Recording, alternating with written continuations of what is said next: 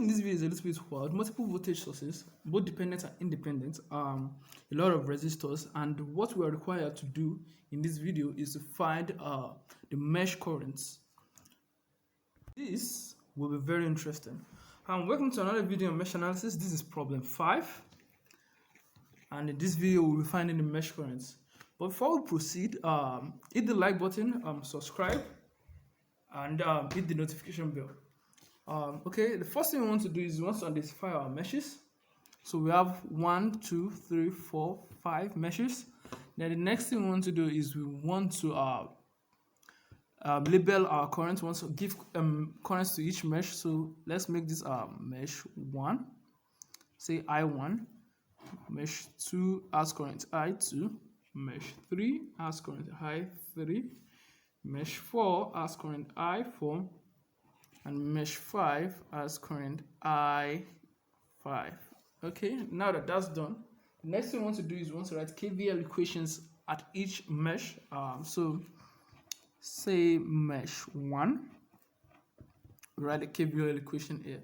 So we start from here, and we have 150 I1. Okay, then we reach here and we have 150 I1 minus I2.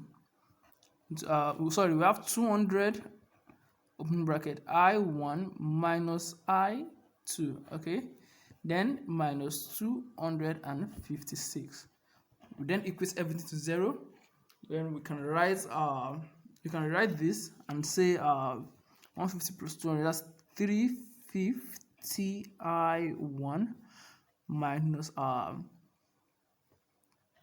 200 I2 equals 256, and we can call this our first equation. Okay, then we proceed to mesh 2 and write the equation at mesh 2. Mesh 2. Okay, so we start here and we say I2 minus I5. It is the current flowing through this 100 ohm resistor is interacting with current I5. So we say 100 into I2 minus I5. Okay, they will come in this direction, then with the positive sign, so plus 50 I plus 200 into I2 minus I1 all equal 0. Now, current I is the current flowing through this resistor, and in this case it is also the same thing as negative I5 because it is flowing in an opposite direction to I5. So we can replace I here with minus I5. So we then have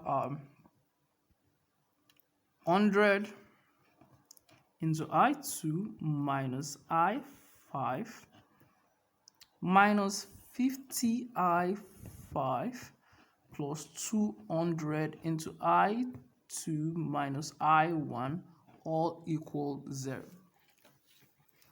We can then proceed to rewrite this. So 100 200, that will be 300. So 300 I2. Then I5, we have 100, we have 50, that would be minus 150 I5. Okay, then minus 200 I1 all equal 0. We can then proceed to call this our second equation. Okay, then we can move on to mesh 3.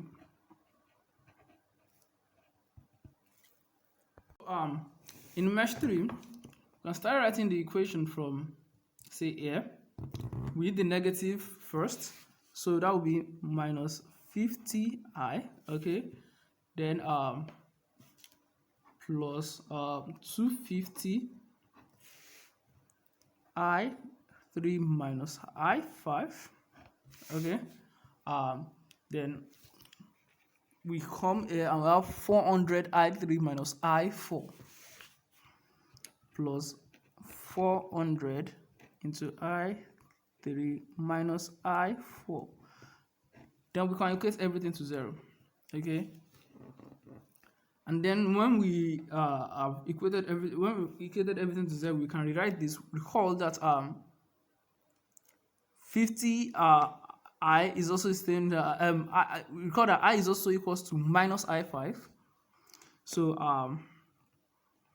we can then say that 50 I5 plus 250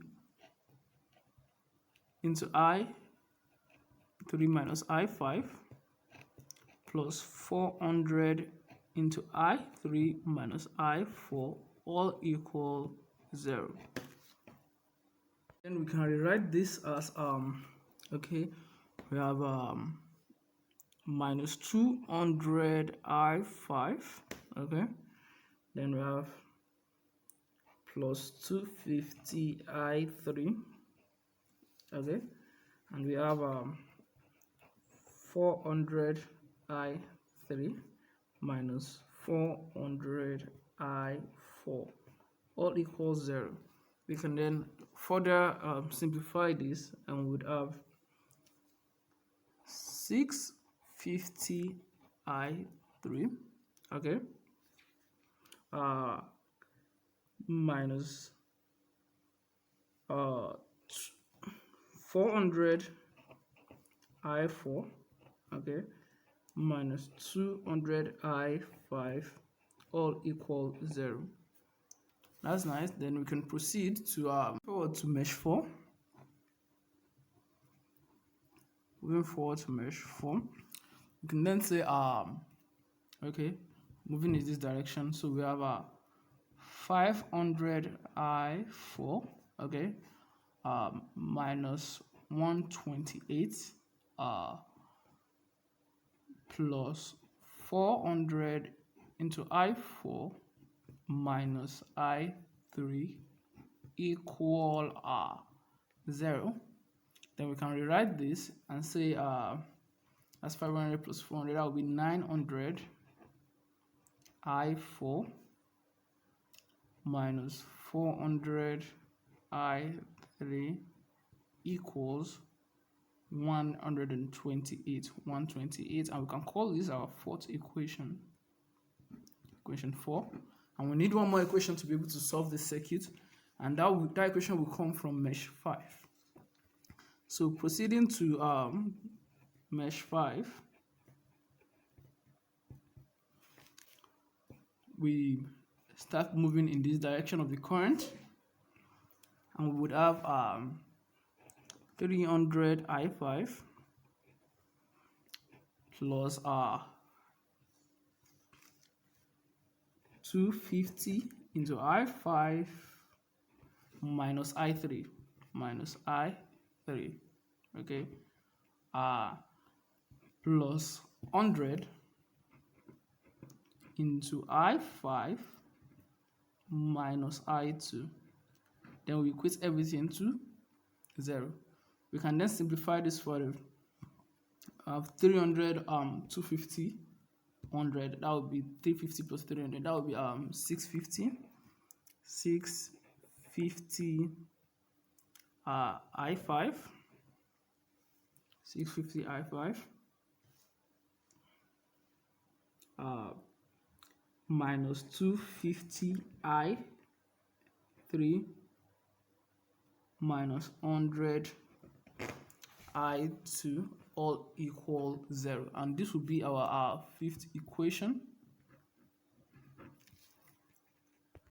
And now we can say from equation 1 that I1 is equals to 256 plus 200 I2 divided by 350, and we can say from equation 4 that I4 is equals to 128 plus 400 I3 divided by 900.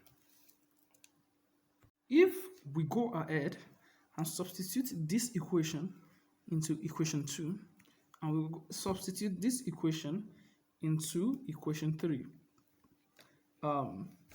would arrive at 1010 I2 minus 525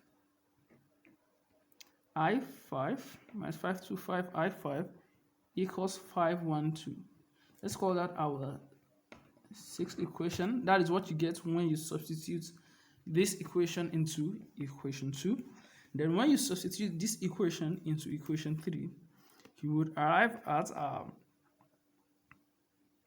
4250 I3 minus 1800 I5 all equals 512. We can call this our seventh equation. I did the simplification back end so as not to waste unnecessary time. And then we can solve equation 6, 7, 5, and equation 6, 7, and 5. We can solve them simultaneously. That would arrive at the value of I5 to be equals to 0.164 amperes. The value of I3 would be equals to 0.190 amperes, and the value of I2 would be equals to 0.592 amperes. I1 would be equals to 1.07 amperes, and I4 would be equals to 0.227 amperes. And with that, we have calculated all the mesh currents in the circuit. Please don't forget to hit the like button and subscribe. See you in the next video. Bye.